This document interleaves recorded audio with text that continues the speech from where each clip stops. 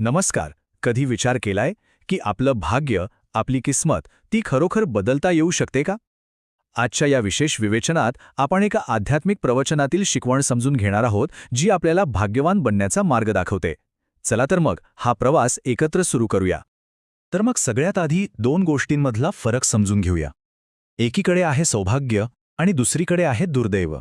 ह्या दोन अवस्थांमध्ये नेमका काय फरक आहे, हे मूळ श्रोत कसं स्पष्ट करतो ते पाहूया.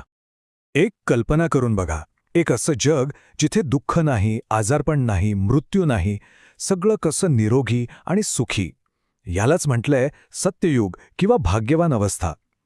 आणि मग दुसरीकडे आहे आपलं आजचं जग, जिथे दुःख आहे, रडणं आहे, अधोगती आहे. हाच तो फरक आहे, नाही का? तर मग नक्की अडचण कुठे आहे? मूळ स्रोत काय सांगतो माहितीये? तो म्हणतो की आपलं जगच रोगी झालंय. म्हणजे लोकांचं चारित्र्य घसरलंय. आजारपण आणि दुःख तर अगदी सामान्य गोष्ट झालीय. इतकंच काय, अगदी साधू संतांना सुद्धा यातून सुटका नाहीये. पण जिथे समस्या असते तिथे उपाय तर असणारच, बरोबर?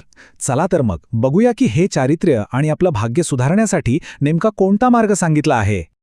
आणि या मार्गाचा केंद्रबिंदू आहे एक खूप सोपी पण अत्यंत प्रभावी गोष्ट, आणि ती म्हणजे आठवण. आता ही केवळ एक क्रिया नाहीये बरं का. ही एक प्रकारची आध्यात्मिक यात्रा आहे, जी आपले चारित्र्य सुधारते आणि आपल्याकडून नकळत घडलेल्या पापांचा नाश करते.